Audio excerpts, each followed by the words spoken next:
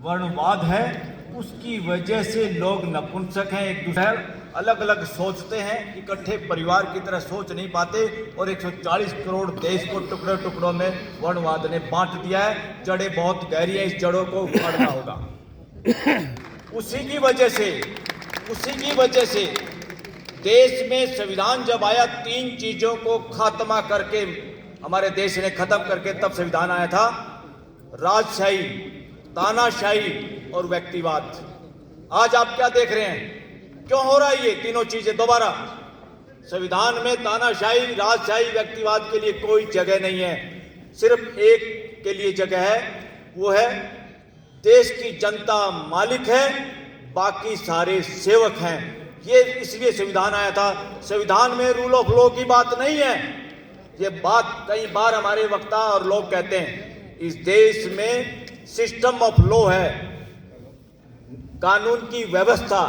आज इस मंच से पहली बार देश के सामने, बल्कि दुनिया के सामने एक नई आवाज जा रही है। वो क्या है? सत्ता परिवर्तन नहीं, व्यवस्था परिवर्तन नहीं, व्यवस्था की स्थापना, मानवीय व्यवस्था की स्थापना, जिसमें 140 करोड़ लोग देखते ही दूसरे को ये समझे ये मेरा भाई है, मेरे परिवार का हिस्सा है। चाहे उसने पगड़ी पहनी है, चाहे टोपी पहनी है, चाहे खंडका पहना है, चाहे सिर को मुंडन कराया हुआ, उसका कोई लेना देना नहीं है, सब सेकेंडरी है। बहुत छोटी चीज, इन चीजों में इस देश को घुसाया जा रहा है और हम सब घुसे हुए हैं। साथियों, जिंदा आदमियों की कदर नहीं, पत्थरों में भगवान ढूंढ रहे हैं। मालचा गांव की जमीन में राष्ट्रपति भवन और लुटियन जोन बना है। बहुत सारे लोगों को भागना पड़ा था, तोप तान दी थी अंग्रेजों ने, और जब तोप तानी तो लोगों ने नहीं लिया। अंग्रेजों ने कानून बनाया था कि जो जमीन इस्तेमाल के बाद बचेगी तो किसानों को वापस होगी। उन किसानों के बच्चों ने भी मुकदमा किया हाई कोर्ट और सुप्रीम कोर्ट के अंदर।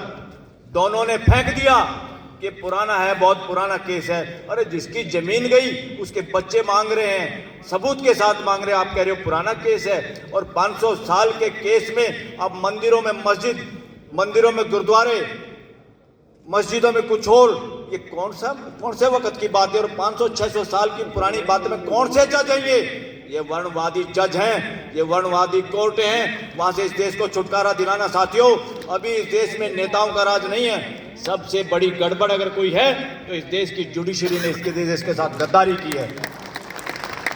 कानून पार्लियामेंट बनाती है, उसको तो लोग कोर्ट कैंसिल भी कर सकती है, मगर कोर्ट के किए हुए फैसले इस देश के दिलों में इतनी बड़ी दीवारें कर जाता है। और लोगों की हकमारी का काम अगर किसी ने किया है, बहुत बार सुप्रीम कोर्ट ने किया है। देश में लोग, ये रिजर्वेशन नौकरी नहीं है, ये हिस्सेदारी है, ये भागीदारी है। ये व्यवस्था में सबकी भागीदारी। शरीर का हर अंग ठीक नहीं है, भागीदारी नहीं करता तो शरीर नहीं चलता।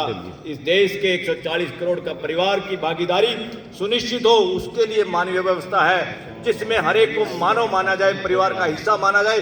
अभी तक तो उस दृष्टि से कोई देख ही नहीं रहा। देश की राजनीति भी अगड़ा पिछड़ा हिंदू मुसलमान पे हो रही है। ये देश का बेड़ा गर्क कर रहे हैं और कहते हैं देश को विश्व गुरु बनाएंगे। इन्होंने देश का गुरु घंटाल बना दिया है। इसलिए समझने की जरूरत है, क्या आप और हम जो अपने आप को एजुकेटेड मानते हैं, क्या बिना उसकी ड्रेस दे के हम एक दूसरे को मानते हैं ये मेरा भाई है, ये मेरे परिवार का हिस्सा है? मेरा परिवार 4 आदमियों का नहीं है, मेरा परिवार 140 करोड़ लोगों का है। और हमारा असली परिवार 700 करोड़ का है, जो इस पूरे धरती पे लोग रहते हैं।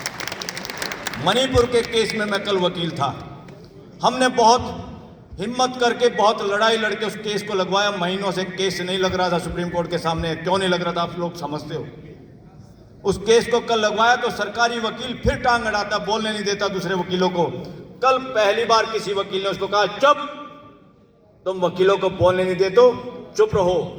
और पहली बार कोर्ट को भी एहसास हुआ कि ऐसे वकील भी हैं यहाँ पर जो सरकार के अटॉर्नी, सॉलिसिटर जनरल को धमका सकते हैं ओपन कोर्ट में कि अपनी हैसियत में रहिए, अपना काम करिए। आप देश के सॉलिसिटर जनरल हैं, आप एजेंट नहीं हैं, आप सरकार के वकील नहीं हैं, आपको देश की तरफ से बोलना है।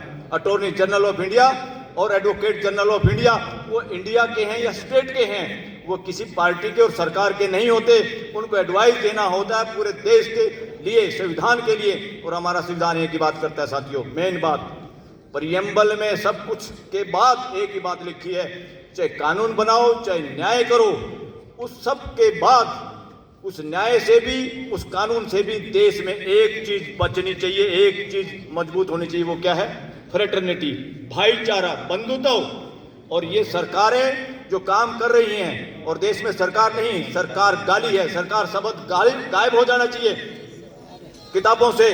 सरकार गुंडागर्दी की निशानी है, फिल्मों में देखते थे गरीब आदमी किसी मजबूत और गुंडे बदमाश को ये कहता है आप मेरी सरकार हो, हाथ जोड़ के करता है ना, पिक्चरों में हमने देखा है। सरकार नहीं है। गवर्नमेंट ऑफ इंडिया का मतलब है देश की मानवीय व्यवस्था।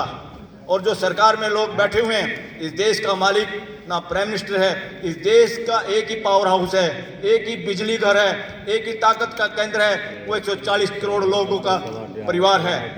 बाकी सारे सेवक हैं, ना प्राइम मिनिस्टर, ना कोई सीएम, ना कोई पीएम, ना कोई आईएएस, ना कोई आईपीएस, ना कोई जज, ना कोई चीफ जस्टिस। कोई भी इस देश का मालिक और बॉस नहीं है।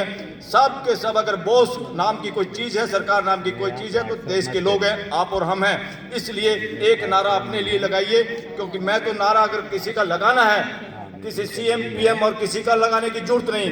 देश में अगर नारा लगे, 140 करोड़ जनता का नारा लगे, जनता जिंदाबाद, जिंदाबाद जिंदाबाद, जनता जिंदाबाद। जिंदाबाद। तो उस केस में क्या हुआ, मणिपुर के साथी बैठे, मैं बताना चाहता हूं 1 मिनट के लिए। ठीक है। उसमें रिपोर्ट मांगी गई और बहुत अच्छा ऑर्डर कल कोर्ट ने किया है कि इतने हथियार, और ये कुकी और मैती का झगड़ा नहीं है। ये कुकी मैती को आतंकवादी बताते, मैती कुकी को बताते।